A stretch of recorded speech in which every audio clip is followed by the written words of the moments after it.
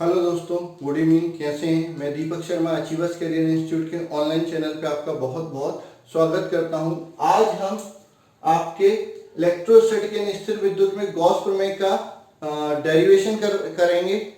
आप बोलोगे सर हमने लास्ट लेक्चर में भी आपका गॉस थ्योरम का डेरिवेशन किया था। बिल्कुल किया था, लेकिन आज हम गॉस थ्योरम का डेरिवेशन दूसरे तरीके से करेंगे। ठीक है, मैंने आपको लास्ट लेक्चर में भी बताया था गॉस थ्योरम का जो डेरिवेशन होता है वो दो तरीकों से किया जा सकता है। तो एक तरीका तो अपन ने कल देख लिया था, एक तरीका आज हम देख लेंगे। ठीक है, तो अब अपन बात कर रहे हैं गॉस प्रमेय की व्युत्पत्ति। ठीक है, तो अगली हेडिंग आती है गॉस प्रमेय की व्युत्पत्ति। ठीक है, माना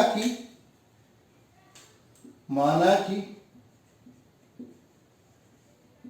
एक गोलीय सतह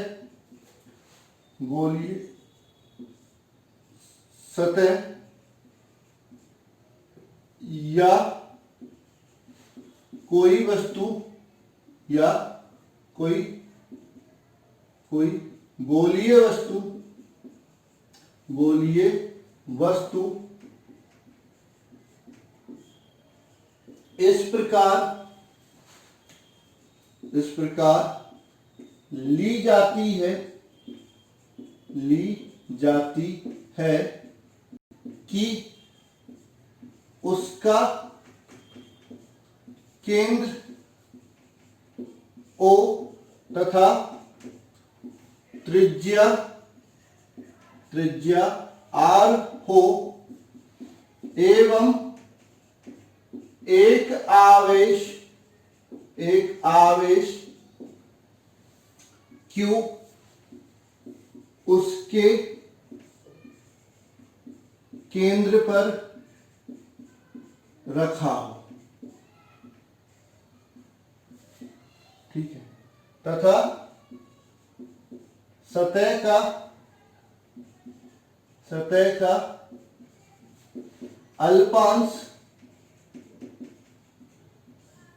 ds लिया जाता है।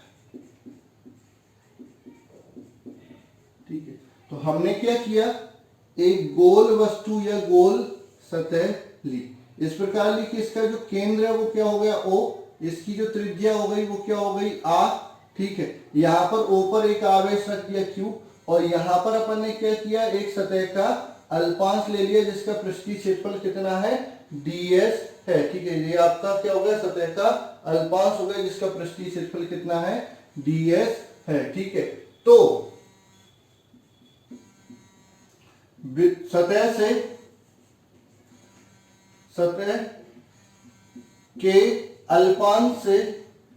सतह के अल्पांश से गुजरने वाला विद्युत फ्लक्स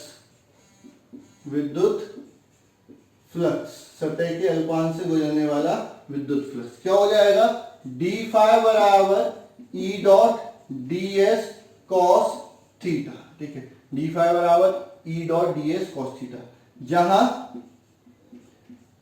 E बराबर क्या हो जाएगा, 1/4 epsilon naught Q by R square, तथा थीटा बराबर 0 डिग्री। ठीक है, क्योंकि आपका क्या है कि ये आवेश कहां रखा, केंद्र पर, तो जो विद्युत बल रेखाएं होंगी वो त्रिज्या के अनुदिश जाएंगी, और आपकी जो त्रिज्या होती है वो गोलीय सतह में हमेशा अभिलंब की भांति कार्य करती है। तो अभिलंब भी यही हो जाएगा और विद्युत क्षेत्र की दिशा भी यही हो जाएगी। तो थीटा कितना हो गया, 0 हो गया।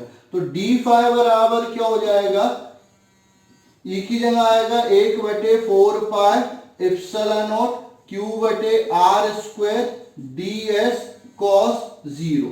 cos 0 का मान कितना हो जाता है, cos 0 का मान कितना हो जाता है, 1 हो जाता है। ठीक है, cos 0 बराबर क्या हो गया, 1। तो d फाई बराबर क्या हो जाएगा, 1/4 एप्सिलॉन नॉट Q बटे R स्क्वायर गुणे ds। ठीक है, अब क्या करेंगे, दोनों ओर समाकलन करने पर, दोनों ओर समाकलन करने पर, दोनों ओर समाकलन करने पर, तो इधर समाकलन होगा डी फाई का, इधर समाकलन हो जाएगा 1/4 इप्सिलॉन नॉट क्यू बटे आर स्क्वायर ds का। ठीक है, तो डी फाई का समाकलन क्या हो जाएगा, फाई, ये q upon 4 pi epsilon naught r square, ये सब क्या है, नियत है, ये बाहर आ जाएगा। समाकलन किसका होगा, ds का। ठीक है, अब गोलीय सतह के लिए ds का जो समाकलन होगा वो s होगा, तो फाई बराबर q बटे 4 pi epsilon naught r square गुणित s, जहां s गोलीय पृष्ठ का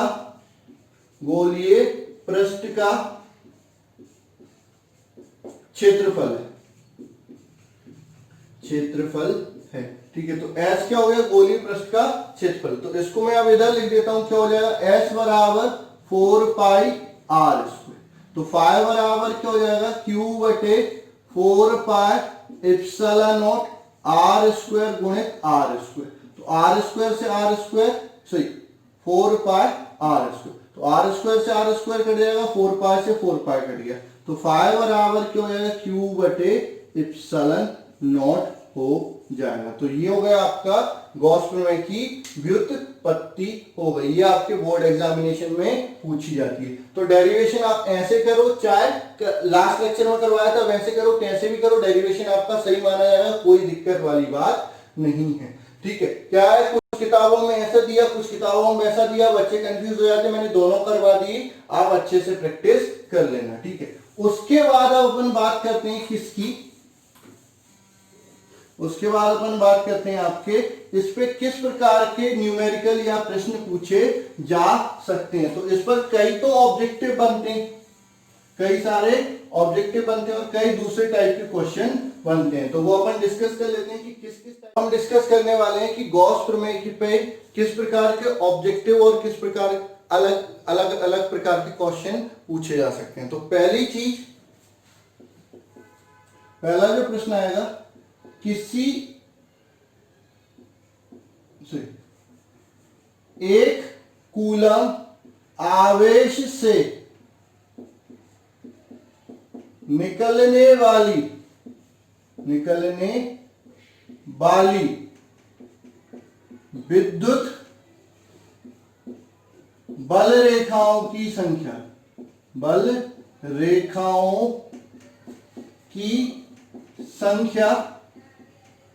या उससे निकलने वाला विद्युत फ्लक्स। ठीक है, एक कूलम आवेश से कितनी विद्युत बल रेखाएं निकलेंगी या एक कूलम आवेश से कितना विद्युत फ्लक्स निकलेगा। तो फाई बराबर क्या होता है, Q बटे इप्सिलॉन नॉट। ठीक है, या 1 बटे इप्सिलॉन नॉट गुना किसका, Q का। ठीक है, अब ये भी आपका सीधा ऑब्जेक्टिव में पूछा जा सकता है कि किसी बंद पृष्ठ से गुजरने वाला विद्युत फ्लक्स उसके अंदर उपस्थित आवेश का खालिस्तान गुना होता है, और ऑप्शन में 3-4 ऑप्शन दे देंगे, तो 1 बटे इप्सिलॉन नॉट या इप्सिलॉन नॉट की घात -1 गुना होता है। ठीक है, अब दूसरा जो क्वेश्चन है वो क्या है, एक कूलम आवेश से निकलने वाली विद्युत बल रेखाओं की संख्या या उससे निकलने वाला कुल विद्युत फ्लक्स। तो फाई बराबर Q बटे इप्सिलॉन नॉट है, Q की जगह क्या बोला, Q बराबर कितना बोला, 1 कूलम, तो फाई बराबर 1 बटे इप्सिलॉन नॉट। ठीक है, अच्छा इप्सिलॉन नॉट का मान आपको पता है, स्टार्टिंग में ही बता चुका हूं इस चैप्टर में, आपका 1 बटे 8.854 गुणित 10 की घात -12, तो ये हो जाएगा 10 की घात 12 बटे 8.854। ठीक है, तो 10 गुणित 10 की घात 11, 8.854, तो भाग देंगे तो ये आएगा 1.103 गुणित 10 की घात 11। ठीक है, ये क्या हो जाएगा, इतनी विद्युत बल रेखाएं एक कूलम आवेश से निकलेंगी। ये कई बार ऑब्जेक्टिव में पूछा जा चुका है। एक कूलम आवेश से निकलने वाली विद्युत बल रेखाएं इतनी होती हैं। कई बार ऑप्शन में अनंत दे देते हैं तो बच्चे समझते हैं कि आवेश से तो कितनी भी विद्युत बल रेखाएं निकल सकती हैं। आवेश से विद्युत बल रेखाएं कितनी नहीं, इतनी निकलेंगी। एक कूलम आवेश है तो इतनी विद्युत बल रेखाएं निकलेंगी, बहुत सारी नहीं निकल सकती। ये गॉस प्रमेय से अपन निकाल सकते हैं। ठीक है, दूसरा, यदि किसी बंद पृष्ठ में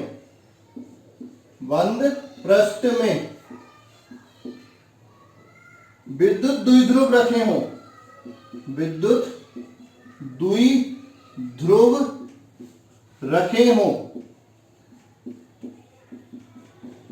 तो उससे गुजरने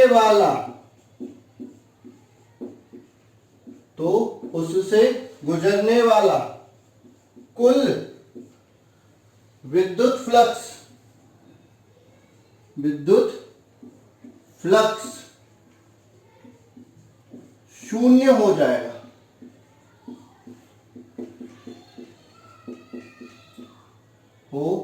कितने भी विद्युत द्विध्रुव हो, 1 हो, 2 हो, 3 हो, 10 हो, हजारों, उससे मतलब नहीं है। क्योंकि विद्युत द्विध्रुव क्या होता है, एक ऐसा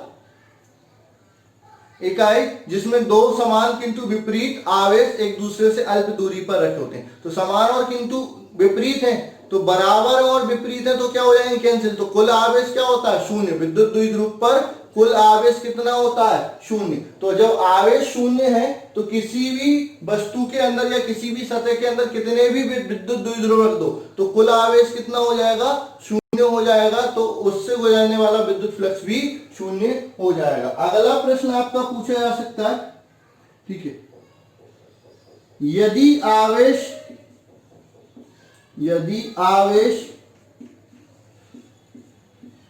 Q बंद पृष्ठ के बाहर रखा हो तो उस बंद पृष्ठ से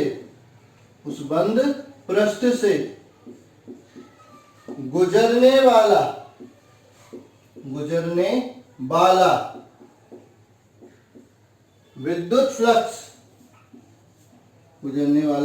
विद्युत फ्लक्स शून्य होगा।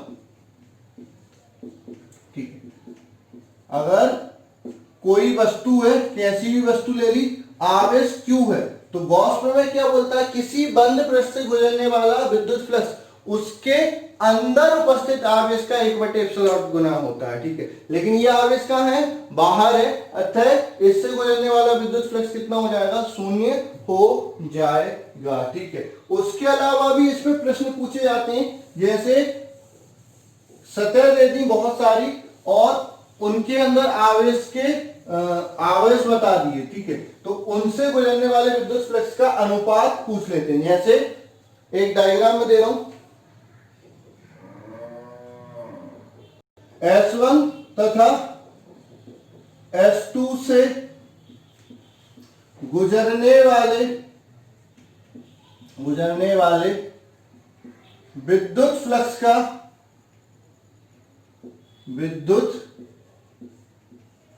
फ्लक्स का अनुपात ज्ञात कीजिए। ठीक है, याद कीजिए।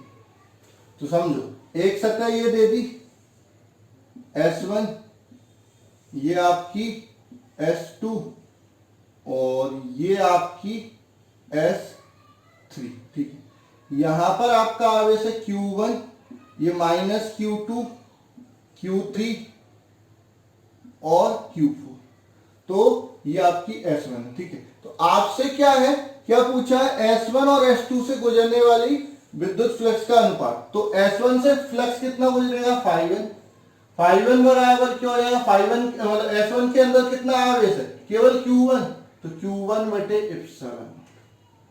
अगर 5 3 निकालते हैं तो S3 के अंदर कितना आवेश है, केवल Q3, Q3 बटे एप्सिलॉन।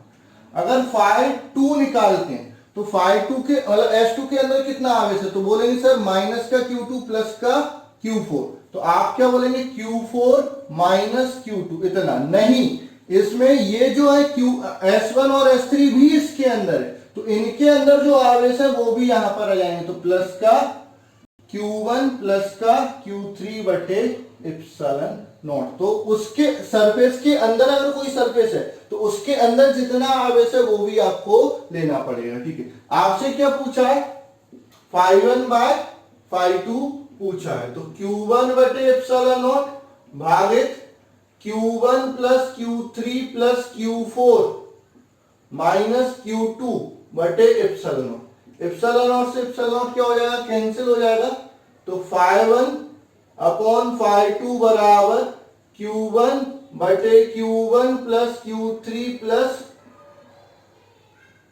Q4 माइनस Q2, ये आपका आंसर हो जाएगा। तो इस प्रकार के प्रश्न भी आपसे पूछे जा सकते हैं, ठीक है। और कुछ इस तरह के भी प्रश्न पूछे जाते हैं, ये थोड़ा सा अलग है, थोड़ा ध्यान देना।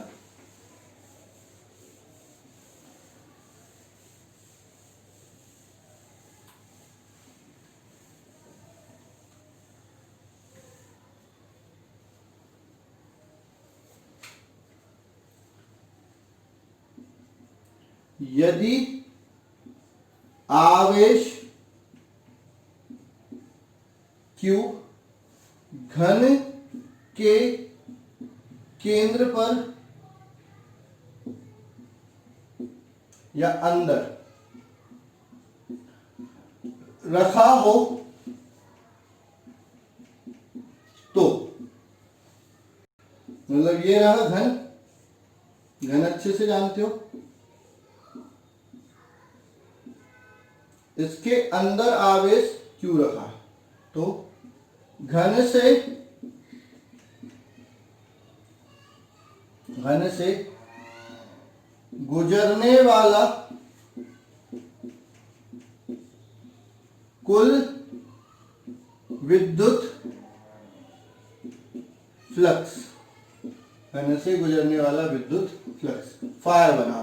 तो घन भी क्या है, एक बंद पृष्ठ है, ठीक है। तो बंद पृष्ठ से गुजरने वाला विद्युत फ्लक्स क्या होता है, उसके अंदर उपस्थित आवेश का 1 बटे एप्सिलॉन गुना, तो Q बटे एप्सिलॉन, ठीक है। अब किसी एक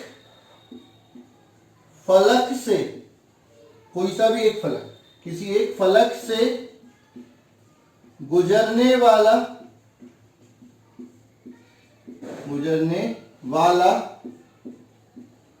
विद्युत फ्लक्स, किसी एक फलक से गुजरने वाला विद्युत फ्लक्स, तो आपका क्या होता है कि ये कितने फलक से मिलकर बना है, 6 फलक से मिलकर बना है, ठीक है। और 6 में ये फ्लक्स जो है वो बराबर बढ़ जाएगा, ठीक है। तो फाई डैश बराबर जो होगा, फाई डैश बराबर जो होगा वो क्या हो जाएगा, 5 बटे 6, तो फाई डैश बराबर क्या हो जाएगा, Q बाय 6 एप्सिलॉन नॉट हो जाएगा, क्या हो जाएगा, फाई डैश बराबर Q बाय 6 एप्सिलॉन, ठीक है। अब दूसरा जो इसी पर प्रश्न आएगा, थोड़ा सा बदल के आ जाएगा, तो थोड़ा सा समझ लो किस तरह से बदल के प्रश्न आएगा।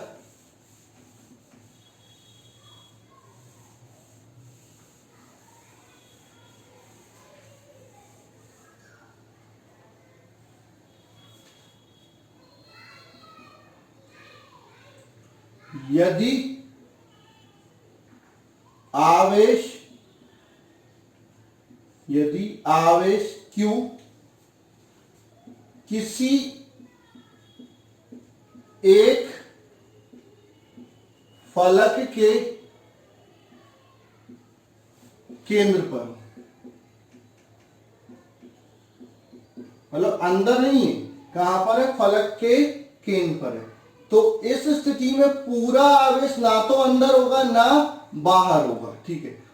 आवेश का एक हिस्सा बाहर होगा और एक हिस्सा अंदर होगा। तो आपका जैसे फलक है, मतलब ये दीवार है, अगर कोई दीवार पे परमाणु या आवेश रखें तो आधा इस तरफ आएगा और आधा उस तरफ आएगा। तो Q डैश अंदर आवेश, अंदर आवेश, घन के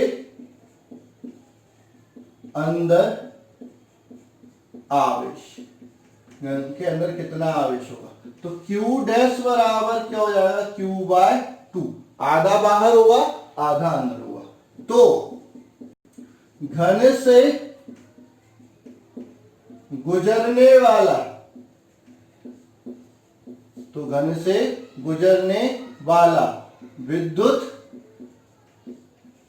फ्लक्स, तो घन से गुजरने वाला विद्युत फ्लक्स क्या हो जाएगा? फाई बराबर Q dash upon epsilon not, तो फाई बराबर Q/2 एप्सिलॉन नॉट। ठीक है, इसके बाद प्रत्येक फलक से गुजरने वाला विद्युत फ्लक्स, प्रत्येक फलक से गुजरने वाला विद्युत फ्लक्स फाई डैश। ठीक है, तो कई बच्चे बोलेंगे सर कुछ नहीं करना, आपने इसमें समझाया था कि 6 फलक होते हैं तो 6 से डिवाइड करेंगे, तो इसमें भी 6 से डिवाइड करेंगे तो Q/12 एप्सिलॉन नॉट आ जाएगा। यहीं पर गलती हो जाएगी। क्या होता है कि आवेश जिस सतह को स्पर्श करता है, जिस सतह को स्पर्श करता है उस सतह से गुजरने वाला विद्युत फ्लक्स शून्य हो जाता है। तो इसको, इस फलक को स्पर्श कर रहा है तो इससे गुजरने वाला विद्युत फ्लक्स क्या हो गया? शून्य। बाकी कितने बच गए? 5, तो 5 से विद्युत फ्लक्स गुजरेगा। तो अब फाई डैश बराबर क्या होगा? 5/5, 6 नहीं होगा, 5 से भाग करेंगे तो ये हो जाएगा Q/10 एप्सिलॉन नॉट। कितना हो जाएगा? Q/10 epsilon. ठीक है, ये हो जाएगा। अब ऐसा ही और अगर बात करते हैं, और भी इसके केस पूछे जा सकते हैं, और कैसे केस पूछे जा सकते हैं?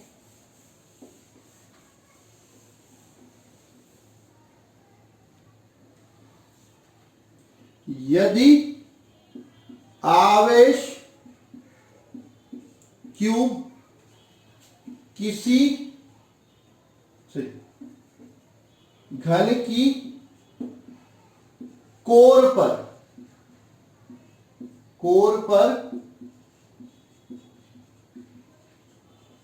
उपस्थित हो, कहां पर हो? घन की कोर पर उपस्थित हो। तो घन, ठीक है, कोर क्या होती है? एज, ये यहां पर। तो जब एज पर उपस्थित हो, जैसे यहां पर इस कोने पर उपस्थित होगा, एक रूम का कोना देख लो, कोने पे उपस्थित होगा, तो वो 4 भागों में बढ़ जाए, एक इधर, एक इसके पास वाला, एक उसके पास वाला और एक इसके पास वाला, मतलब 4 भागों में बढ़ जाएगा। तो घन के अंदर उपस्थित आवेश, घन के अंदर उपस्थित आवेश क्या हो जाएगा? Q डैश बराबर Q/4। तो संपूर्ण घन से गुजरने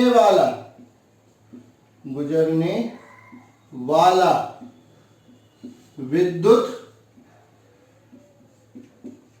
फ्लक्स क्या हो जाएगा? फाई बराबर Q डैश बटे एप्सिलॉन नॉट, तो फाई बराबर Q/4 एप्सिलॉन नॉट। ठीक है, अब किसी एक फलक से गुजरने वाला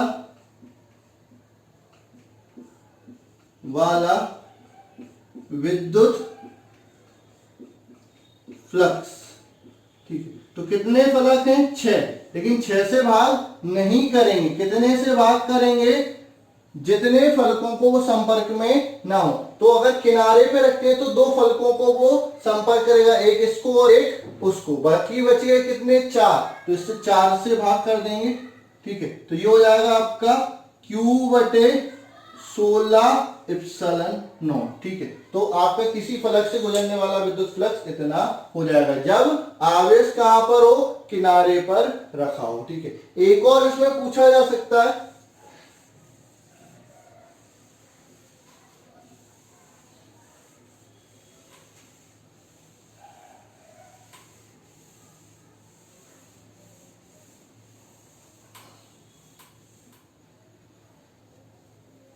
एक और इससे पूछा जा सकता है क्या, यदि आवेश घन के कोने पर हो, यदि आवेश घन के कोने पर हो तो क्या होगा, ये आपका घन हो गया, आवेश कोने पर है, किनारे पे नहीं कोने पे, ये होता है आपका कोना। ठीक है, तो घन के अंदर, तो कोने पर अगर आवेश होता है तो 4 भाग नीचे और 4 भाग ऊपर, कितने भाग हो जाते हैं 8, तो 8 में से 1 भाग अंदर आता है। तो घन के अंदर, घन के अंदर उपस्थित, घन के अंदर उपस्थित आवेश का मान, घन के अंदर उपस्थित आवेश का मान, तो Q डैश बराबर क्या हो जाएगा, Q/8। तो घन से गुजरने वाला, घन से गुजरने वाला विद्युत फ्लक्स, घन से गुजरने वाला कुल विद्युत फ्लक्स, तो फाई बराबर क्या हो जाएगा, Q डैश बटे एप्सिलॉन नॉट। तो फाई बराबर Q dash Q/8 epsilon not. ठीक है, तो ये घन से गुजरने वाला कुल विद्युत फ्लक्स हो जाएगा। अब अपन बात करते हैं, अब अपन बात करते हैं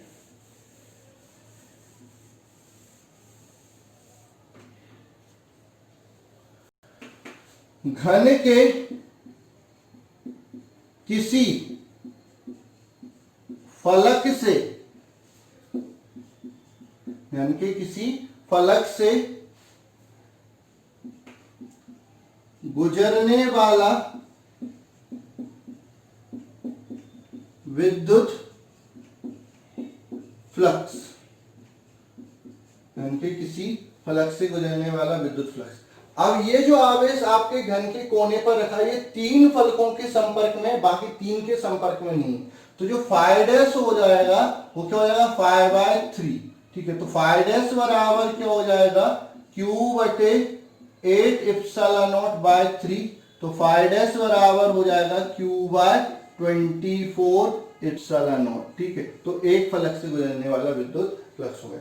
अब दूसरा ये होता है, कई बार हमने न्यूमेरिकल हल करने के लिए होता है, तो विद्युत फ्लक्स तो अपन निकाल लेते हैं कि कुल विद्युत फ्लक्स कितना निकल रहा है, किससे, आपका विद्युत क्षेत्र देते हैं, पृष्ठीय क्षेत्रफल दे देते हैं। ठीक है, इस सतह का और इस सतह का, यहां पर विद्युत क्षेत्र का मान कुछ और रहेगा, बाहर इधर विद्युत क्षेत्र का मान कुछ और रहेगा। तो आपका जैसे अपन ने बताया था, फाई बराबर ऐसे भी निकाल सकते हैं, φ2 माइनस φ1। अब अगर ऐसा दिया है तो आपका सतह के अंदर आवेश पूछ लेते हैं, तो आपको पता है फाई बराबर Q/एप्सिलॉन नॉट बराबर फाई बराबर φ2 माइनस φ1, तो Q बराबर φ2 माइनस φ1 गुणित एप्सिलॉन नॉट। तो इस पर भी आपके सवाल पूछे जा सकते हैं। तो इस तरह से गॉस प्रमेय पे कई सारे सवाल पूछे जा सकते हैं, ऑब्जेक्टिव पूछे जा सकते हैं, न्यूमेरिकल पूछे जा सकते हैं, बहुत अच्छे से आपको प्रैक्टिस करनी है। इसके बाद आते हैं आपके गॉस प्रमेय के अनुप्रयोग। तो अनुप्रयोग में अपन क्या करते हैं, रेखीय आवेश के कारण विद्युत क्षेत्र की तीव्रता निकालेंगे, पृष्ठीय आवेश के कारण विद्युत क्षेत्र की तीव्रता निकालेंगे, खोखले आवेशित गोले के कारण विद्युत क्षेत्र की तीव्रता निकालेंगे, ठोस कुचालक आवेशित गोले के कारण विद्युत क्षेत्र की तीव्रता निकालेंगे, बेलन के कारण विद्युत क्षेत्र की तीव्रता निकालेंगे, ठोस बेलन के कारण विद्युत क्षेत्र की तीव्रता निकालेंगे, कूलम के नियम की व्युत्पत्ति करेंगे। तो ये सारे अनुप्रयोग हो जाएंगे किसके, गॉस प्रमेय के। तो ये अपन अगले लेक्चर में डिस्कस करेंगे। अभी आपको क्या करना है, गॉस प्रमेय अच्छे से प्रैक्टिस करनी है और गॉस प्रमेय पर जो सवाल आते हैं, न्यूमेरिकल आते हैं, उनकी प्रैक्टिस करनी है। ठीक है, अगर इनमें से किसी भी चीज में आपको अगर कोई दिक्कत आती है तो बिल्कुल आप मेरे से डिस्कस करेंगे। तो आज के लिए बस इतना ही, धन्यवाद।